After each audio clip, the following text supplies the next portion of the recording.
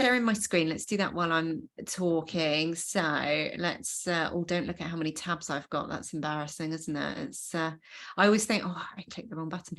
I always think that shows you what's going on in my head at one time. A lot of stuff. I can't help but handle lots of tabs. But amazing that you're all here today. So we're here to talk about demystifying the customer journey.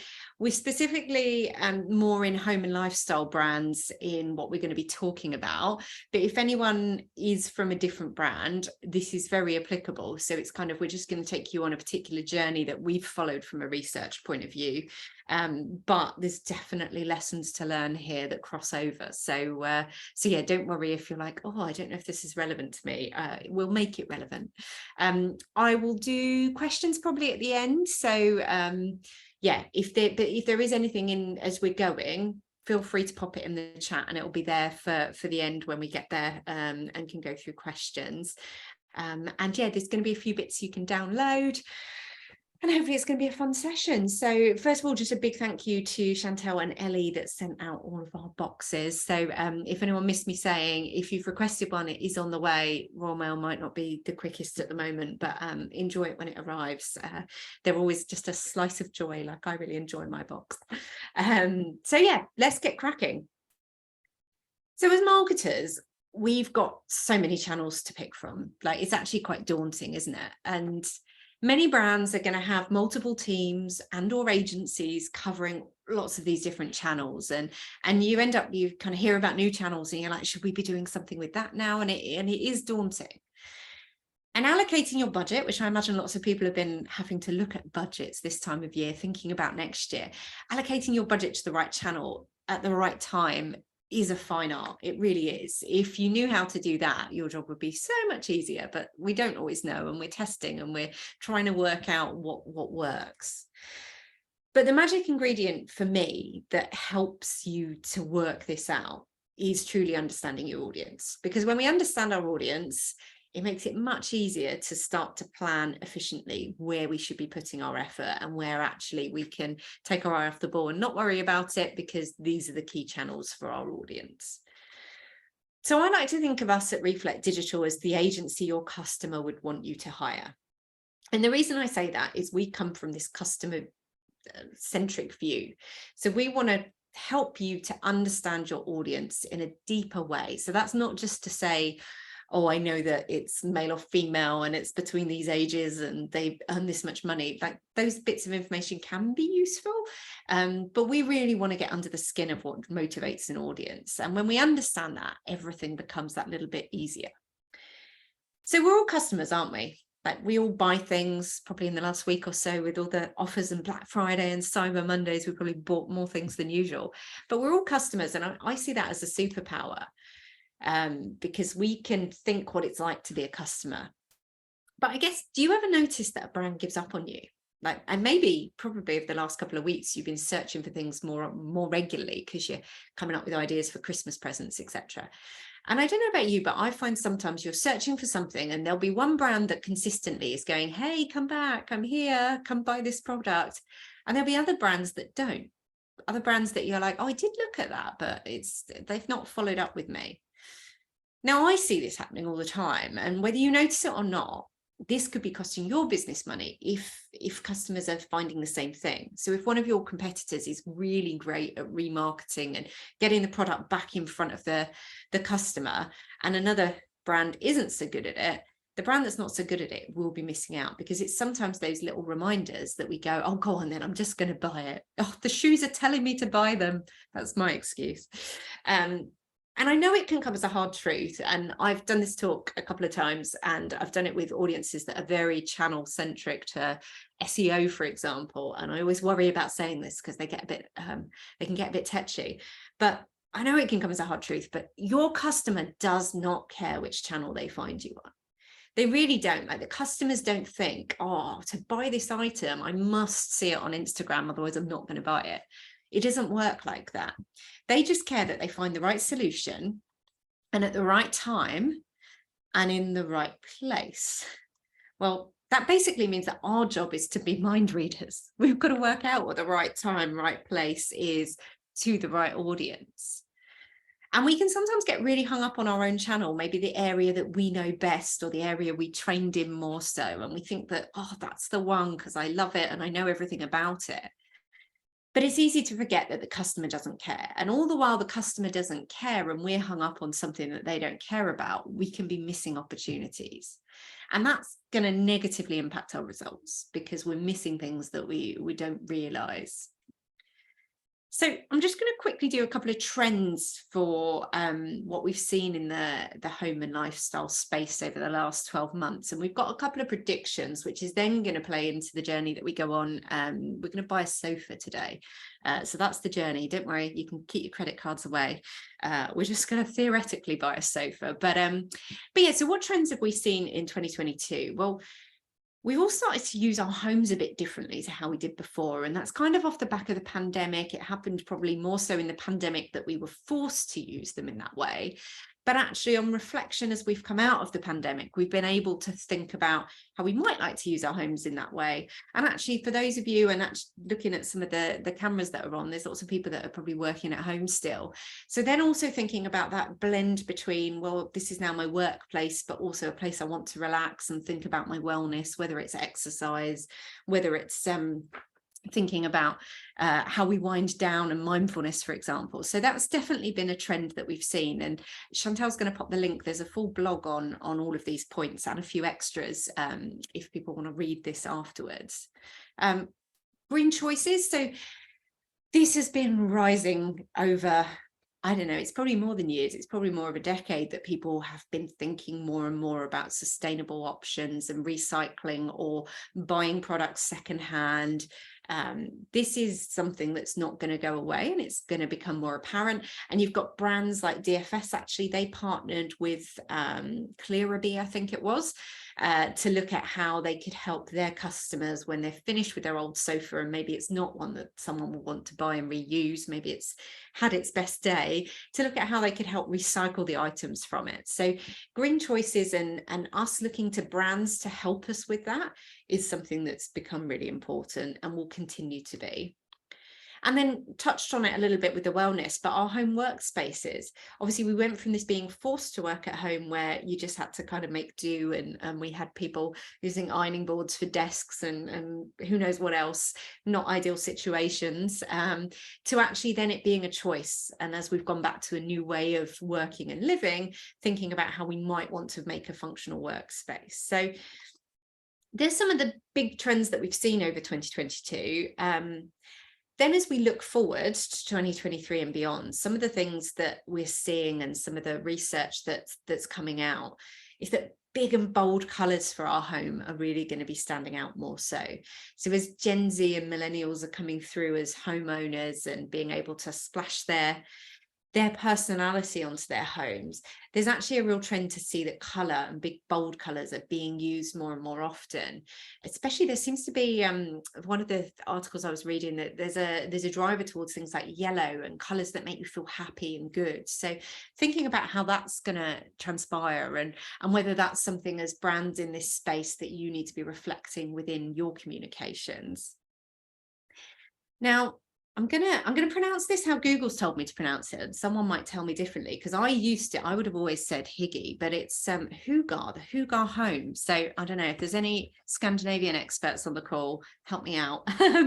But the Hugar home, this is a Scandinavian idea. It's very much when you see imagery from IKEA and their beautiful designs that they do with their products.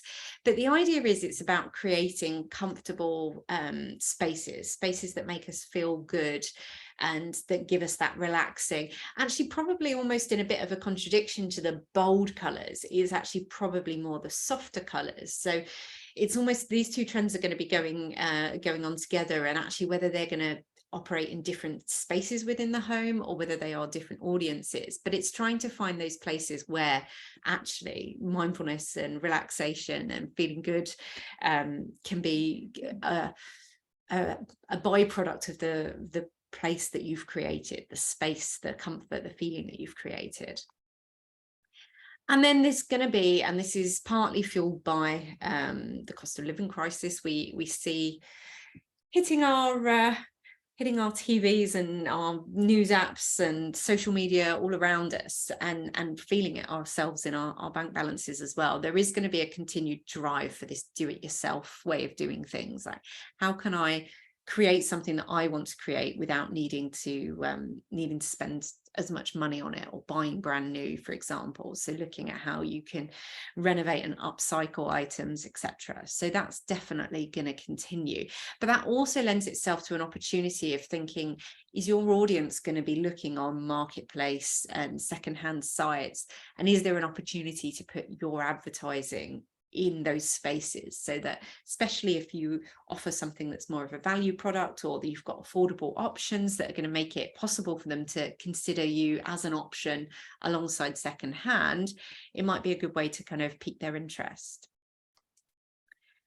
So that was a little bit on the trends that we've seen and we expect to see. And as I say, there's a blog article that you can go and have a look at and see some of the sources of some of those bits of information. But we're going to go on a journey now together today to buy a sofa. And we're not just going to rely on our journey, though, the journey that I'm going to show you. We also have some research to share with you. So we spoke to 1,000 consumers to ask them about buying a sofa. Now, why did we pick a sofa? Well, we wanted to pick a high ticket item that's not an immediate decision, because we wanted to see, when it's a longer journey, what happens in that journey and what's important. So we picked a sofa. We thought it's a nice item, often can be alongside maybe moving house, that sometimes can be a driver, but also renovating, wanting to make your space look different. So where did I start? So when I bought a sofa, and this was a journey that I did genuinely go on, I started quite broad on Google. So the thing with sofas is you kind of have a rough idea of what you need based on your space. And actually the size of my lounge and the shape of my lounge and where it's kind of geared up for a TV to be, etc. Corner sofa is what I need. I can't really fit a different configuration. So therefore my broadest search was corner sofa that I could do reasonably. So I searched for it and started having a look at some of the sites that I saw. And this was also where 29% of our survey started. So they started turning to Google or to Bing maybe, but doing a relatively broad search to start to get some inspiration. Now, interestingly, our largest segment, so 49% of people, went into store as part of their journey. So that is, I guess, like, I went into store and it was really important for me to go and sit on sofas and to feel the material and to kind of put my feet up and sit there for 5-10 minutes or so. So I get this, but actually I didn't know what to expect from a stat on this, because we are in a world that people do trust buying things online more, and actually there's a lot of sofa companies in particular, but and wider furniture companies and carpets and blinds and all the different types of things that you might want to feel and touch that do operate in an online only space. So I guess it's interesting to know that there is such a big segment that still go into store as part of their journey, and for those brands that are online only, that's something that we need to think about, and we'll come on to that. But yeah, so did I. I'm that touchy-feely city type of sofa buyer. Like, I'm on my chair now, I want to bounce on it, I want to know what it feels like, especially because actually we've bought a sofa before that we did sit on, but actually it just wasn't that nice, even though we'd sat on it and we thought we'd made the right decision. Once we got it home, we didn't like it that much. So I'm also quite cautious because of that. What shocked me, though, was from an online perspective, hardly any brands followed up with me. So in my mind, I don't think that's just a missed opportunity. I actually think it's quite rude. Like, I accepted cookies. I was willing for them to cookie me and show me some ads, or to try and get my email address and try and start a conversation with me. And they didn't. And not everyone wants that. So some of you will be sitting here thinking, well, I don't want those ads, I don't want that communication. But actually, you've got the option. You can opt out. But I'd opted in and they weren't following up with me. And I often liken this to your typical salesperson in store, because at the end of the day, through our websites, that's what we've got to try and replicate. Now, if you went into store and you had a really great conversation with a salesperson and you were really interested and you gave them your phone number or your email address, you'd be really surprised if they didn't follow up with you. Well, why should it be any different online? I see it that if you've said, yes, I am willing to have cookies, that my IP address is like my phone number. They should be thinking about the ads that they can show me, they can re-inspire me with, and they should be trying to capture my email address, giving me a reason to connect with them. They've given you permission at this point. You don't want to mess it up. And the thing is, so the social channels, when I went on this journey, the social channels, they were not missing a trick at all. So within minutes, and I literally mean minutes of me doing my corner sofa search, when I opened up Instagram, I had ads. Now, they weren't particularly tailored ads, but it was more than the brands that I visited were doing. So these are the sites that I visited. So I think everyone on this call will know all, or if not all, most of these brands.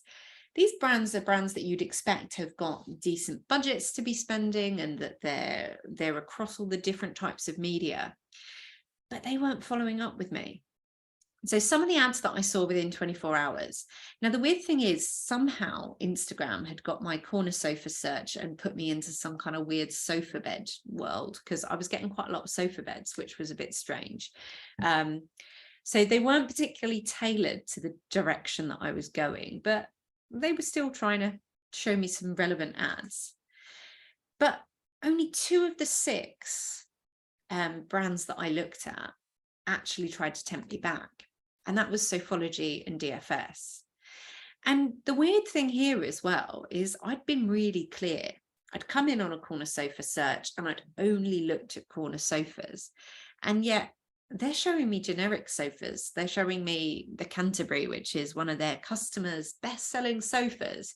I can't buy that. Why are you showing me it? That doesn't fit. Even if I love it, you're teasing me. It doesn't fit in my lounge. That's not what I'm looking for. Or DFS are showing me their cuddlers, which, yes, lovely. But again, that's not going to fit in my lounge. That's not what I'm looking for.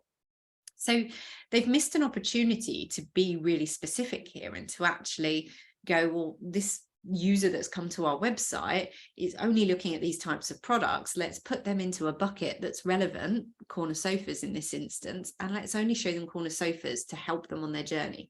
But instead, I've ended up in this kind of generic place. I see it's really lazy. Like, it's difficult for smaller brands. It's trickier. Sometimes you might not have the volume to do all of the different buckets and to split things off, and you might not have the budget to do it either. But for big brands, to me, it's lazy. And I think about it as well, that their SEO team, so the team that first sent me to the website, because they were ranking highly, they were on page 1 for corner sofa. That's not an easy search to get yourself onto page 1 for, but they've managed to do it.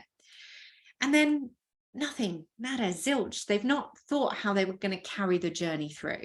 They've not had that conversation with their paid media team to say, look, we're going to be driving a ton of traffic off of corner sofa. How can you help us make sure we convert it? Because no one's converting on that first search. And sorry, I feel like I get a bit over passionate about this, but it does me in, because thinking about customer journey and thinking about how we move people through a flow is so important. And it's all about that relationship building. So in my mind, as a marketing function, we must work together.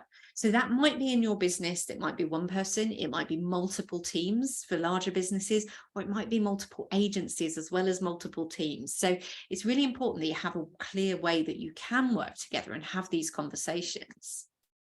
So if we go back to basics, so there are so many channels to pick from. Absolutely tons. And there's probably even more. Well, these are kind of the key areas, and off of these, there's tons of other areas. So there's so many channels to pick from. And when we think about how a user goes through making a decision to buy a product, we've got the traditional funnel. So we all know this. So the person's identifying their need. They then go on to really researching their options. They're considering, they're evaluating, they're getting closer to that choice. Then they get to the point where they're ready to buy or inquire, depending on how your process works. And then we've got this great opportunity, once they're a customer, to retain them and to make them advocates, to nurture them. And then the question we need to ask ourselves is, what are we ultimately trying to achieve through this process? And that is sales, return on investment, return on ad spend. I could have listed a ton of things here though, because we want loyal customers that keep coming back. We want those advocates, etc., etc. But these are the core things when we're thinking about digital marketing spend that we want to see.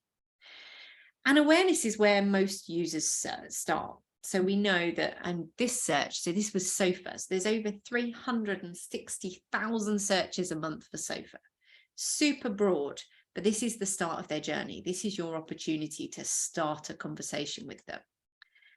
And I hope this is obvious, but no one is converting on that first search for such a high ticket item. They're just not. No one's going to go, need a new sofa. This is the one, buy now. It's not going to happen. It's too early. So if you don't think about what next, so to my example a minute ago of that SEO team not talking to maybe their paid media team to think, how can we hold this customer's hand? How can we take them on a corner sofa journey? All the effort that you've put in to achieve what you've achieved ends up being wasted, which is such a shame. Now, there is a degree of luck in all marketing. Like we can't go, well, this is the perfect journey, then that means it'll definitely work every time. It won't. There is luck. There's things that happen. There's different drivers going on. But if we don't even try, well, that's a schoolboy error in my mind. So we need a different view of the funnel. So this is just an example. What we would do with customers is we would sit and map this out specific to their business and the research that we do. But it might be that early on in the journey, you've got SEO, so your big broad terms. You might have in-store visits where they start to go and have a sit and a feel and a touch. And then you've got social inspiration. Maybe they're looking for sofa trends on Instagram or Pinterest or TikTok. Maybe they're starting to see, like, what are other people buying? What does 2023 look like for sofas, for example? Then as they start to make their decisions, maybe now they know the type of sofa and maybe the type of material or the type of color, they're going to start to be weighing this up more. So this is where they might do more specific searches, which might lead them through SEO or through paid search. Or it might be that you start to get the display ads, because all of the channels are starting to realize you're in the market for a sofa. So you start to see ads that are going to grab your attention more so. Or it might be you follow up in-store visits or going to different stores, feeling different materials, etc. But also they might be asking questions here like, I don't know, I've got 2 cats and a dog. How durable is this material for my cat scratching it, for example? Like there's all these different things that people are going to be weighing up. Then they get ready to convert, and you might need to have all channels ready to fire at this point. You need to be thinking about this, but you need to also be thinking about having the right page in the journey at the right point in time, so that we're not being over pushy too early on, but actually at the point that they're ready, we know it's really easy for them to convert. And the same for retention and that relationship building. We might need all channels to play in this. Now, the sofa is a weird purchase in that it's one that we do every, I don't know, 5 years, 10 years. It depends how long it lasts, or if you move house and need a different sofa. So it's not something, obviously lots of other brands have got an opportunity to sell to us weekly, monthly, I don't know, 3 times a year, whatever it may be. But that's not to say that we shouldn't be building that relationship and trying to share useful, helpful content to retain that customer, and also to make sure that our brand is top of mind, so that when a friend of theirs says, oh yeah, I'm in the market for a new sofa, I'm looking fed up with this one, that they go, well, you must go to so and so, because that website has got all the content, their team are helpful, etc. So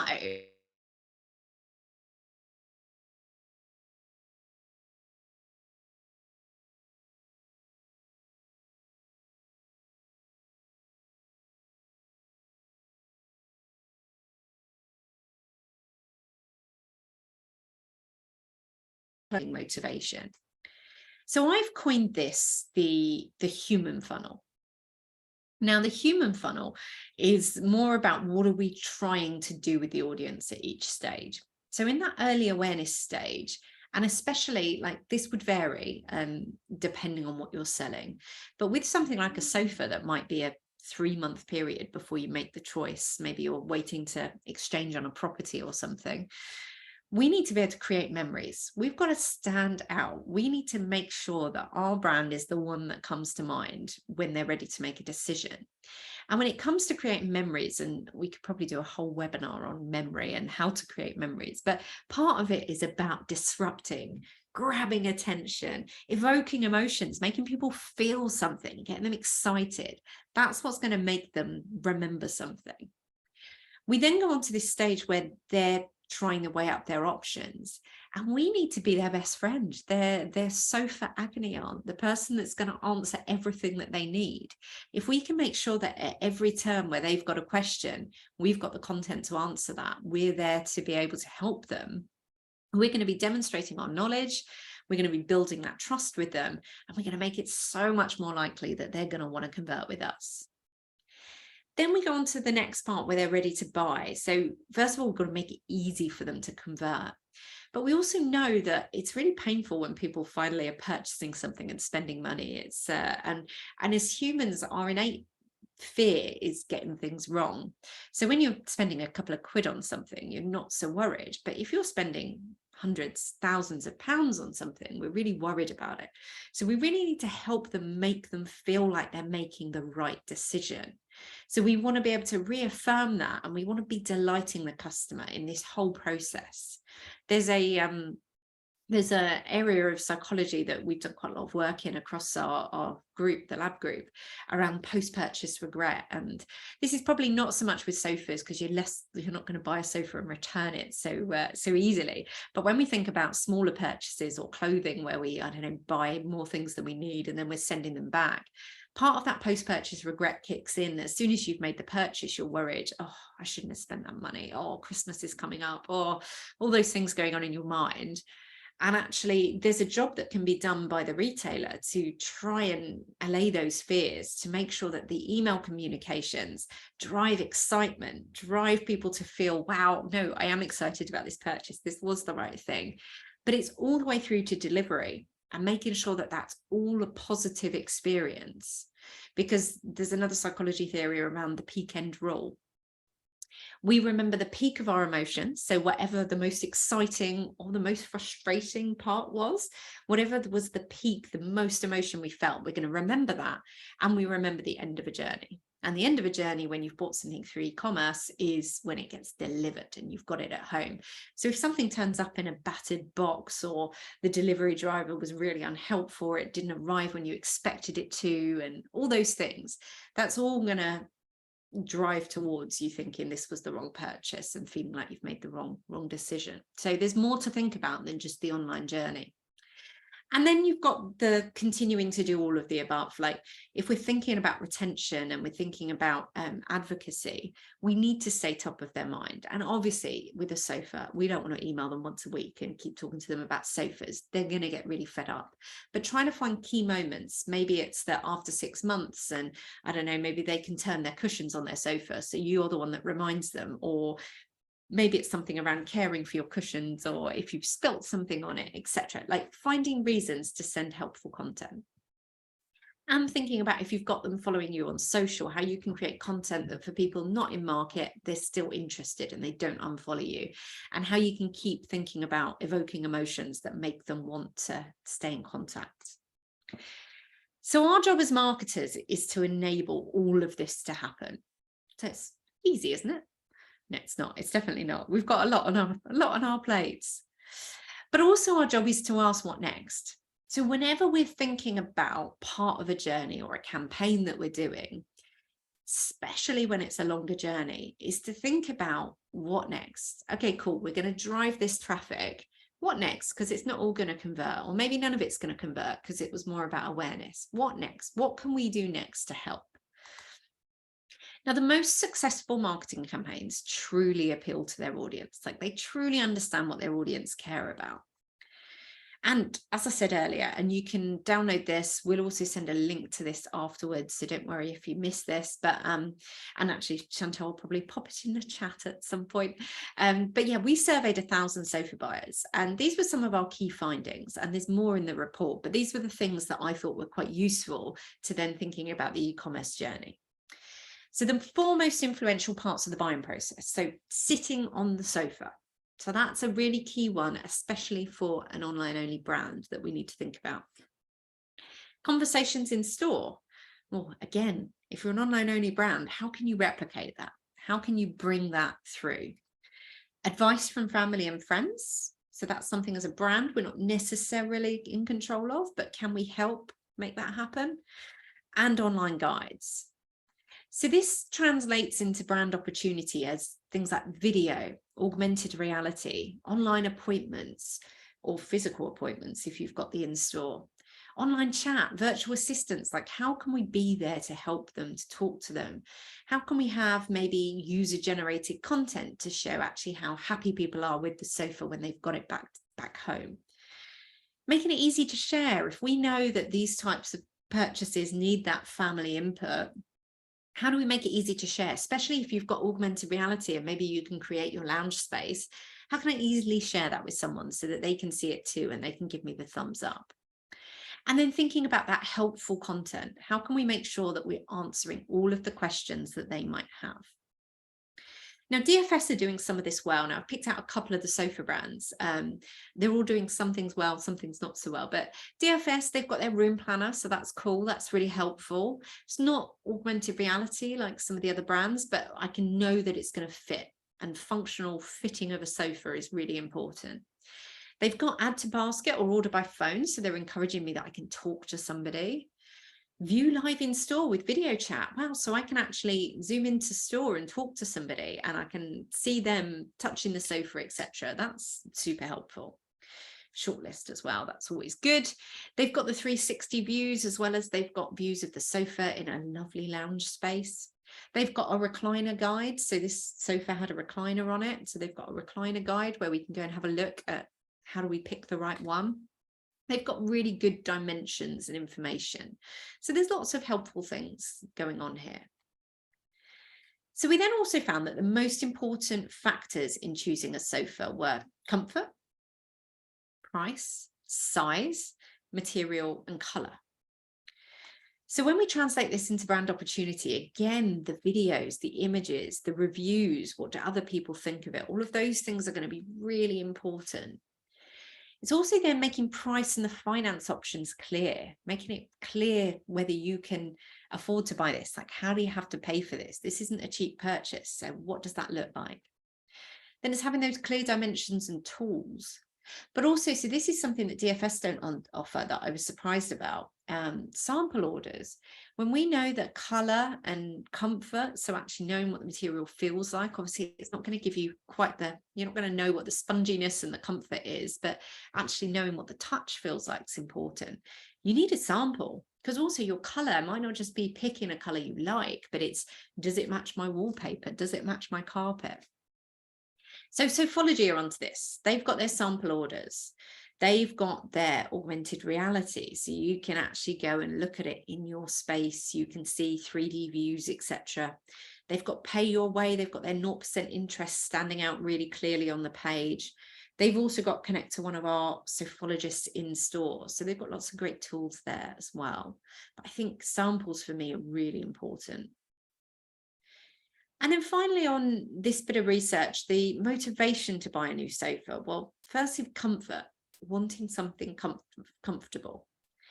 Then you've got more kind of practical side of things. So needed an upgrade, like maybe the old one's really worn out, or maybe the cats really have gone to town on it and it's just, yeah, it's on its last legs.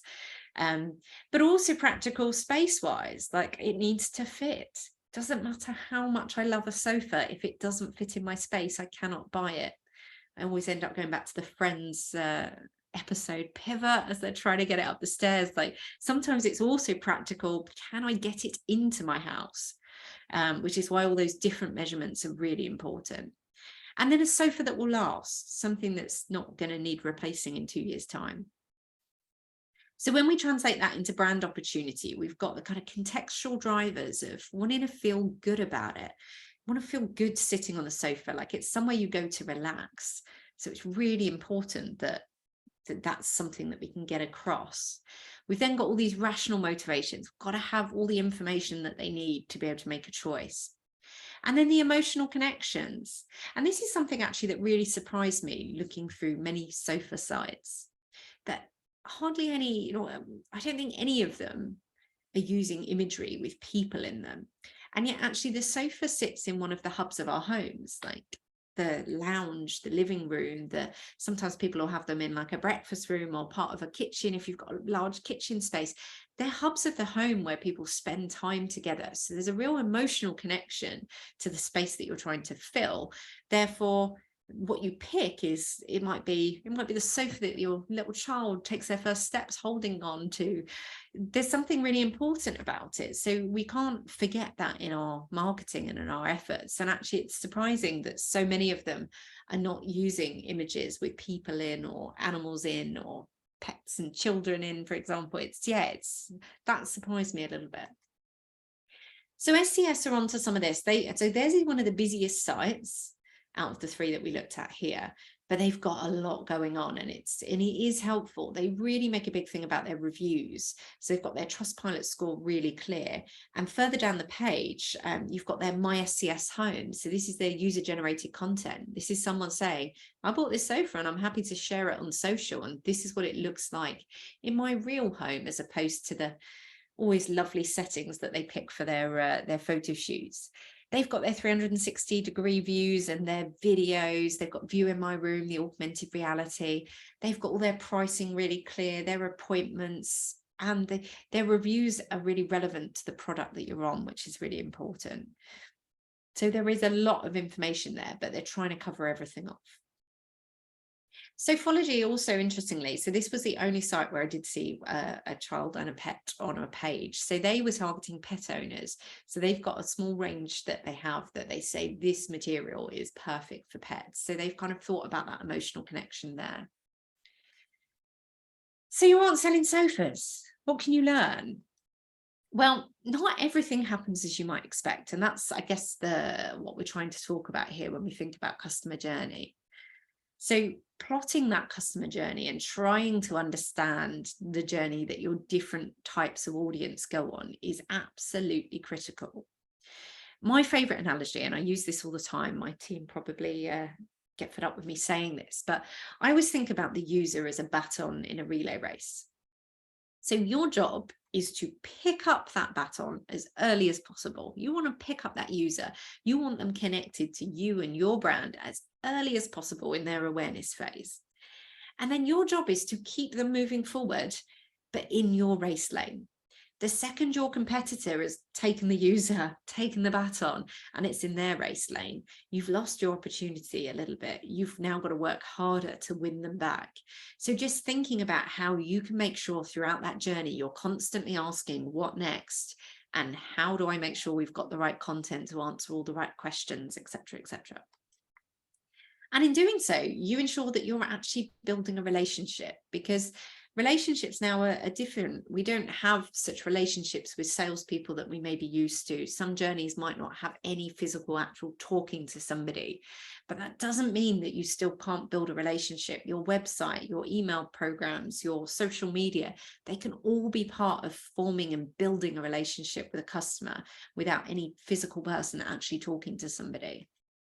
So what's the recipe? Like, how do we do this? Well, our customer journey recipe starts, first of all, on the left-hand side with all of our research. So we will, depending on the client, the brief, the needs, the timelines, what we're trying to achieve, budget as well is also important. We'll do a number, if not all of these. So we'll do customer interviews and workshops with actual physical customers. We'll do customer-facing staff workshops. So the marketing team can often forget this, but your customer-facing staff, especially if you've got a bricks and mortar business, those people that talk to customers, or if you don't have bricks and mortar, the people that do your customer service phone line or answer questions, live chat operatives, they have such a wealth of knowledge that we sometimes forget about, but sometimes we leave as untapped. Competitor reviews, we need to know what our competitors are doing. Surveys, so actually what we've done here, if we were doing this for a client, we probably would have done a survey like this, but we also would have done some of the more workshop and more rich data of talking to people to come alongside it. But surveys can be really, really powerful. And then channel research, because it's one thing to go, okay, cool, we think Google's the way, but actually if what you're selling, the search volume's not there and the demand isn't there, then you've got a mismatch. So you've got to make sure that everything that you're finding out about what your audience say and how they say they go about their journey, that it makes sense from a channel point of view to you.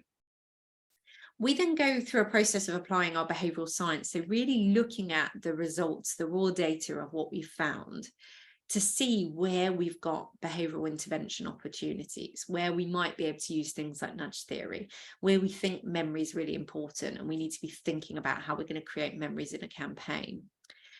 And then we go on to create these behavioural personas. So these are on top of knowing demographics of what personas might be, but sometimes it doesn't work like that, because actually the motivation might span different types of demographics. So it's more about, what is it that drives this person to buy something? A great example, a friend of mine, him and his best mate both wanted to, and then went on to buy a Jaguar F-Pace car. But one of them, the process to buying that car had been months of research around the safest car out there. He had young children, really wanted to make sure that they were buying something that was safe. So it was all driven from an emotional and a bit rational of like, can they prove that it's safe? Like, I've got my family to protect here. Whereas his best mate, similar age, similar demographics in many ways, he was buying this car because he'd finally got to a point in his career where he could afford to buy a car like this, and he wanted a car that made him feel good. He wanted to feel like king of the road, driving down the road and enjoying it. And actually, when you think about that, so demographically, those two people, if we'd just gone on demographics, we would have put the exact same advert in front of them. But actually, when we start to understand motivations, they're looking for completely different things. So therefore, we need different messaging. So it's really important that we understand those behavioral personas and then the journey that comes off of those, because actually the safety and research-led journey that way is going to be different to the probably stargazing and looking at the amazing photos and wanting to see the videos and imagining themselves, if they're more driven by the want for this amazing new car.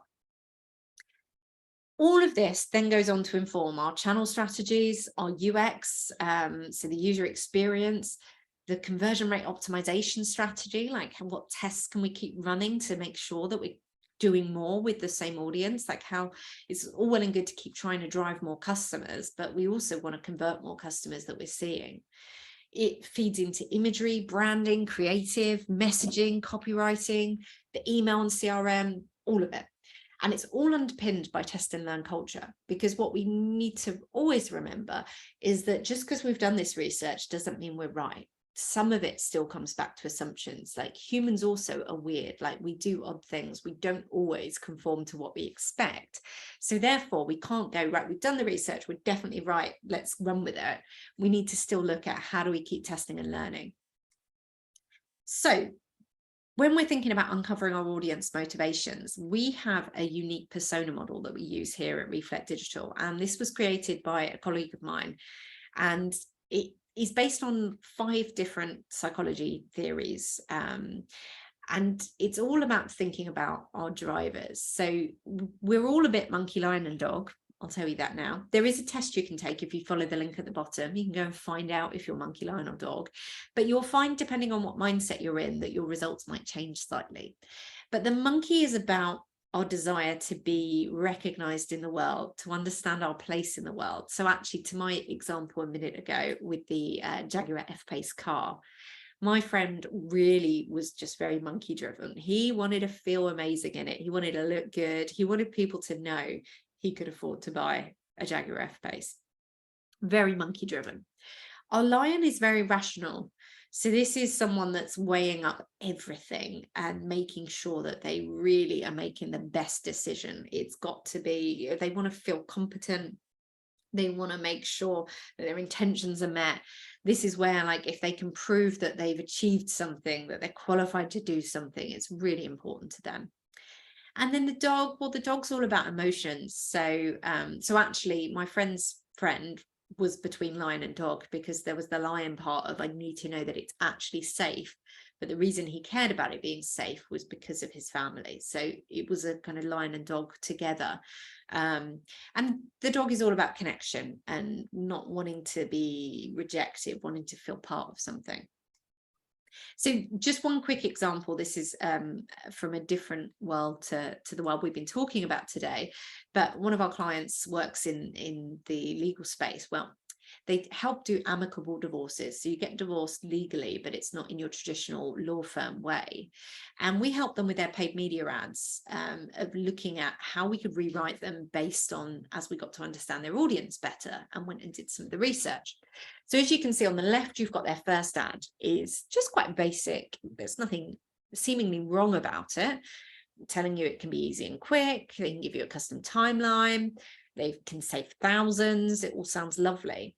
But actually what our research made us realize was that trust was the most important thing. People were scared going into this process because it's a really raw moment in time, like whether they've decided themselves to do this or it's been forced upon them, it's still a really difficult time. And using something online, you're like, but hold on, is it dodgy? Like, I quite like being able to talk to my lawyer. Like, is this safe? Is it actually going to be legally binding? Have other people used it? So we rewrote their ad to bring all of that to the forefront. Like, you're going to get a consent order online. Like, you're actually going to get what you need. It is legally binding. We're number one trusted. And we've got a quote in there from Steph that saved us a fortune. And as you can see on the right-hand side, everything went up. Click-through rate went up, increase in leads went up, and actually our lead to customer rate went up. So sometimes it's small tweaks. Like, actually, if I hadn't explained all of that, you might have been like, yeah, they both look okay as ads. But actually, when you start to understand the psychology behind it, it really makes sense. So you then go on to uncover the varying customer journey paths. So for each persona, we need to think about the whole journey, from awareness to purchase to retention and advocacy, to think, what are they doing? What are they worried about? What content are they looking for? What format should that content be in? What's the messaging? What's the call to action? And what channels do we think are most important? And that will vary from persona to persona. But as we start to do that, we tend to do it in a workshop format. And this is just an example on screen of one of our client workshops. We do it as having normally customer facing staff or customers, if we can have them in the room. And we're just chucking all of the ideas on the board so that then we can go through and refine them and start to build those into clear plans and opportunities, because this process will bring out tons of great ideas. You'll probably go, well, we can't do all of that. And that's cool. Like, we know we can't be on every channel and we can't cover everything. So it's then prioritizing and seeing, actually, well, where do we see the patterns between the different audiences?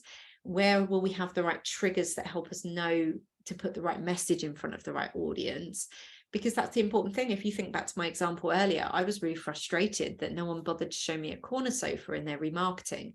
So how can we make sure that we're appealing to the audience throughout?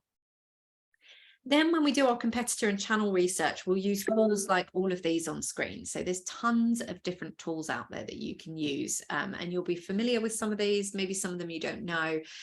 We haven't got time to go through them all today, but doing that channel research, competitor research is critical.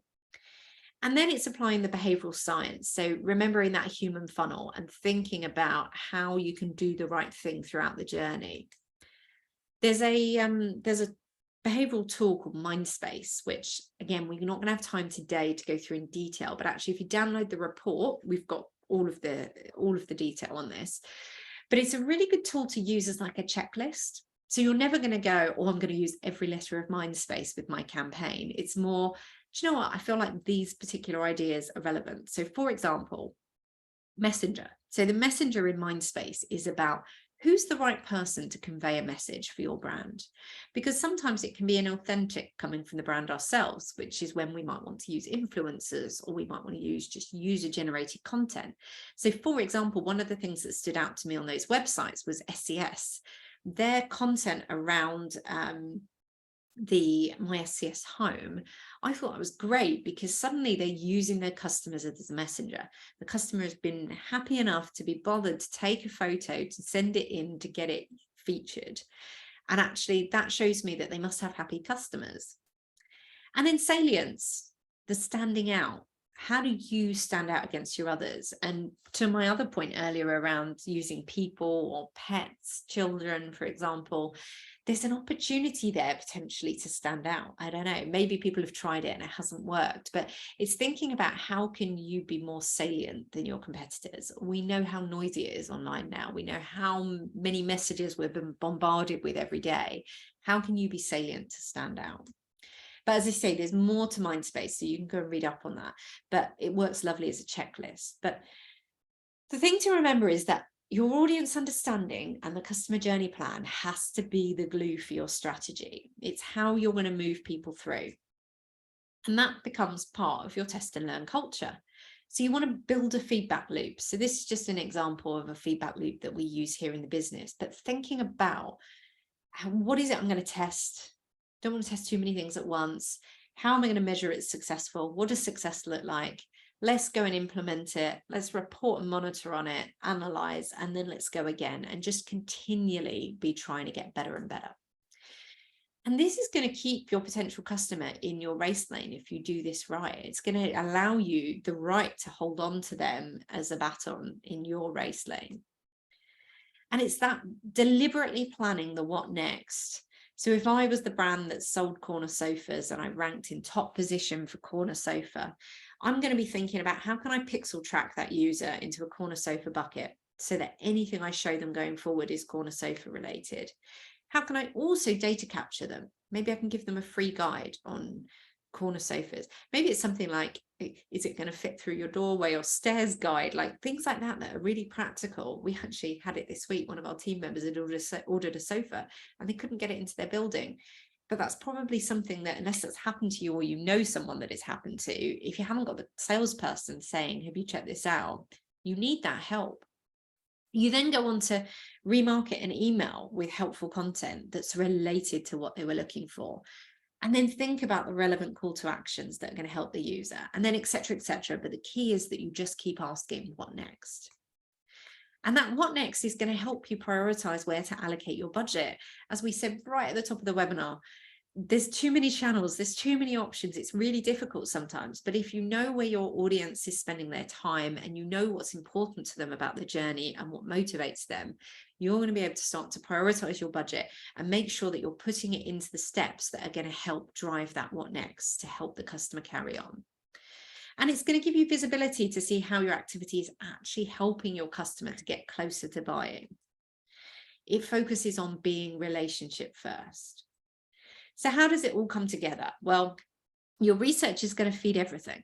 None of this can be done purely on assumption. You might have some assumptions in there, but then you're going to test those. But you need that research. Then your customer motivations are going to be integral to your storytelling. As a brand, that's so important. Your storytelling, your narrative that you give the customer, you've got to make that relevant to their motivations.